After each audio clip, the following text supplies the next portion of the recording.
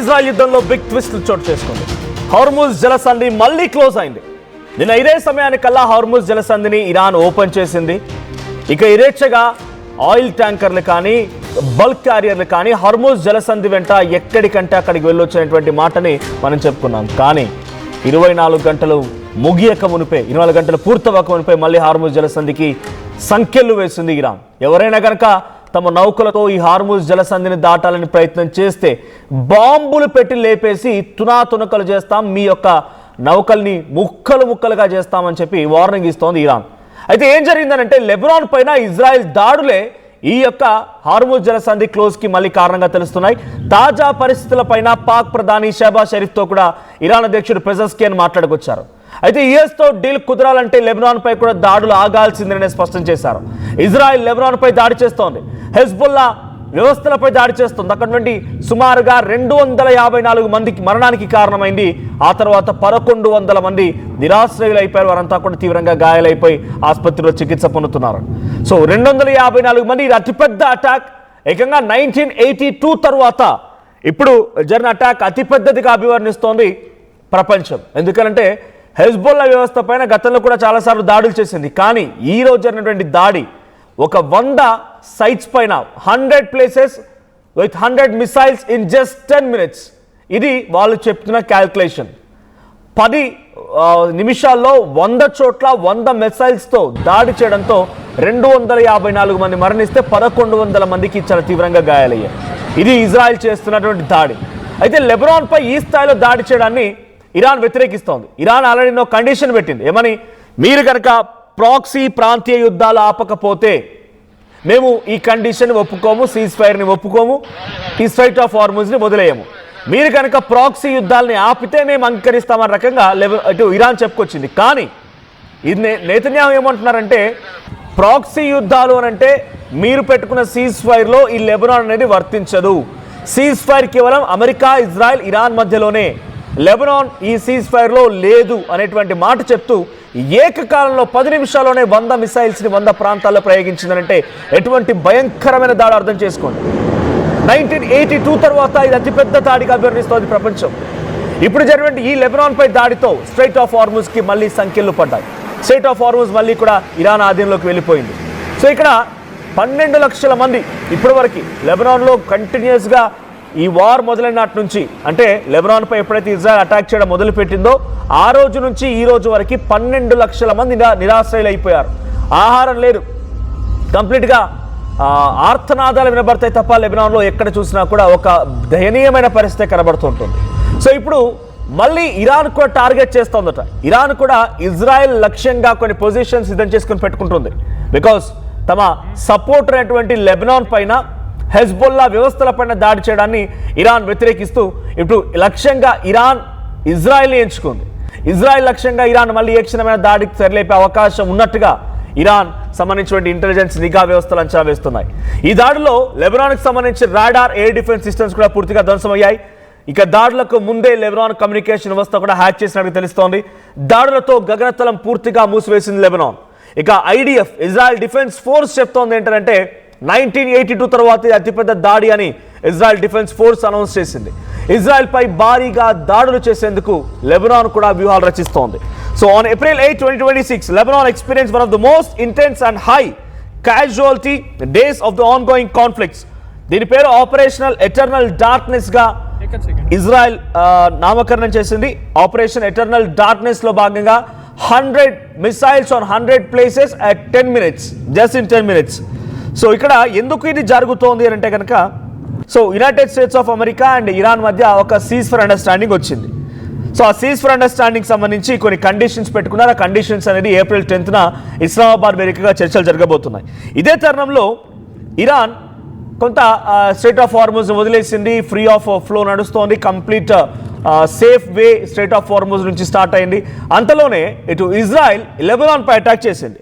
So ఇప్పుడు Israel ఏం చెప్తోందనంటే targeting Hezbollah, మేము హిజ్బుల్లాని టార్గెటెడ్గానే ఈ దాడులు చేస్తున్నాం. Because the Israel defence force stated that the strikes specifically targeted terror targets and infrastructure belonging to Hezbollah to prevent the group from rebuilding it's Arsenal.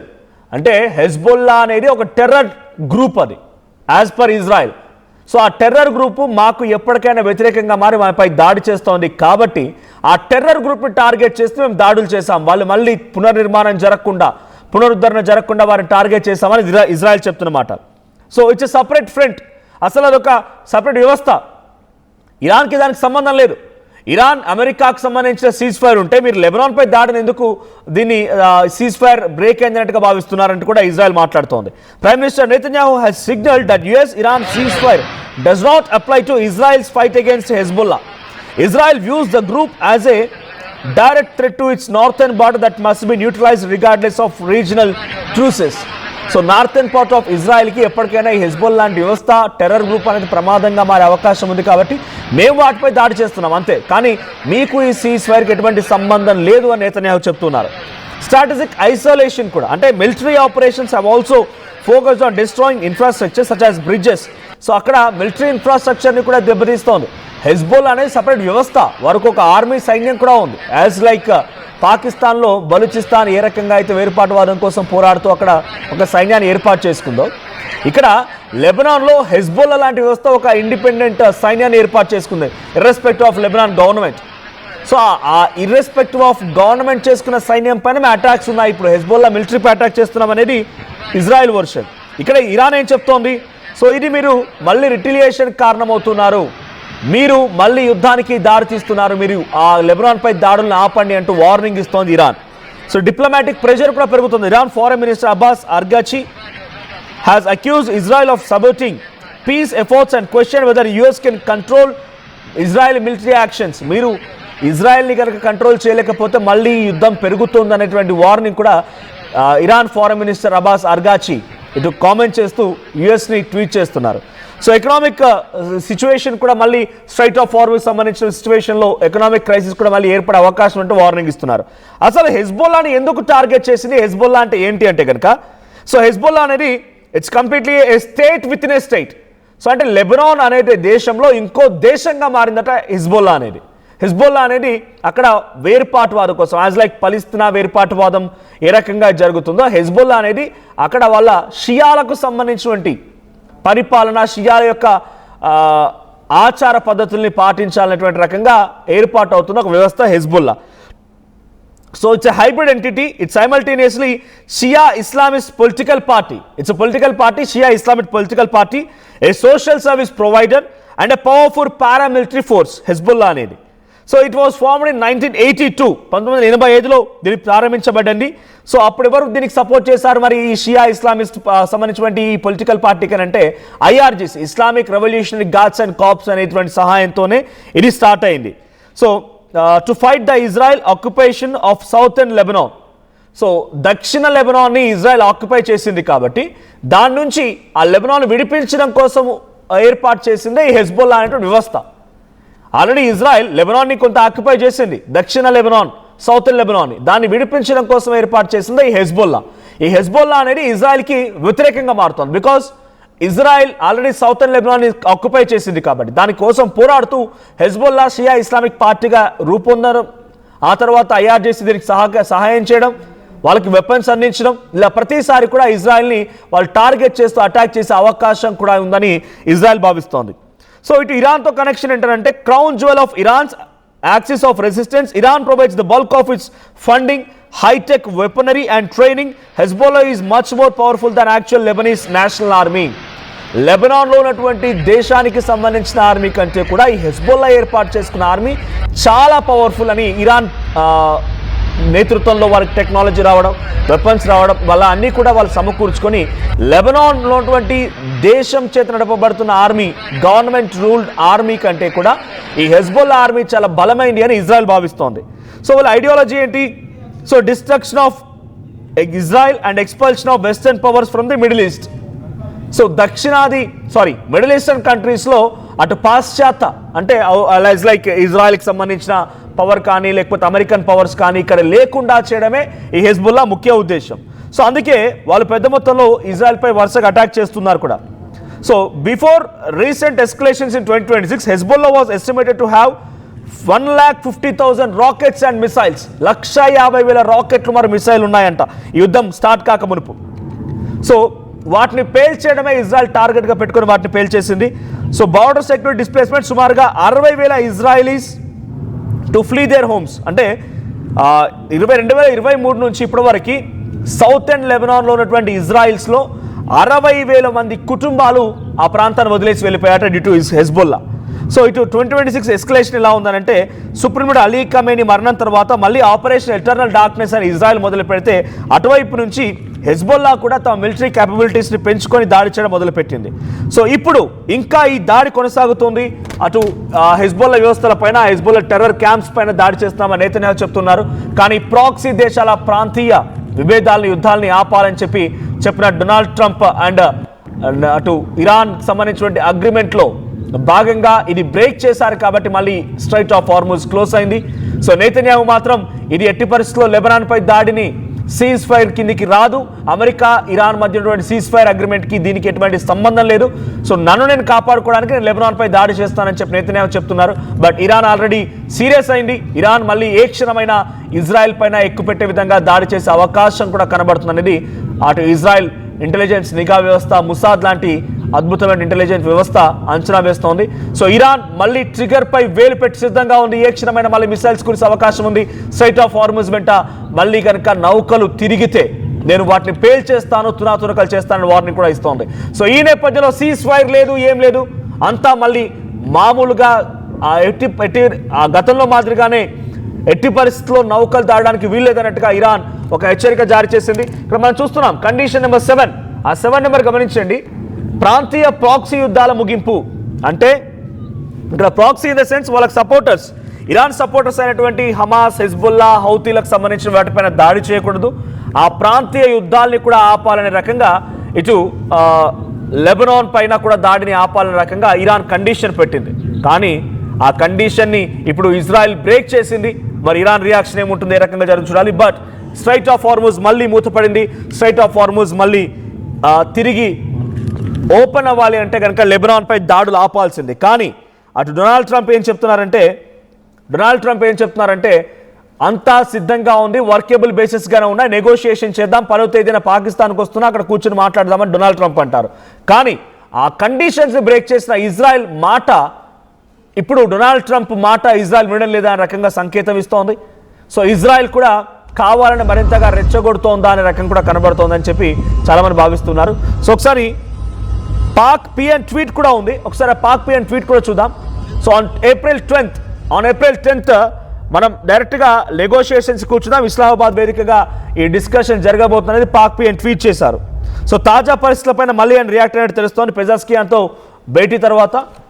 So పెజాస్కియాన్తో ఆయన discussion తర్వాత మళ్ళీ tweet చేశారు. So యుఎస్తో deal కుదరాలంటే లెబనాన్పై దాడులు ఆగాల్సిందేనని చెప్పి డైరెక్ట్గా Iran పెజస్కియాన్ హెచ్చరించినట్టు తెలుస్తోంది. Cease fire ఉల్లంఘనలపైన Pak ప్రధాని షెహబాజ్ షరీఫ్ కూడా అసంతృప్తిగా ఉన్నాడు.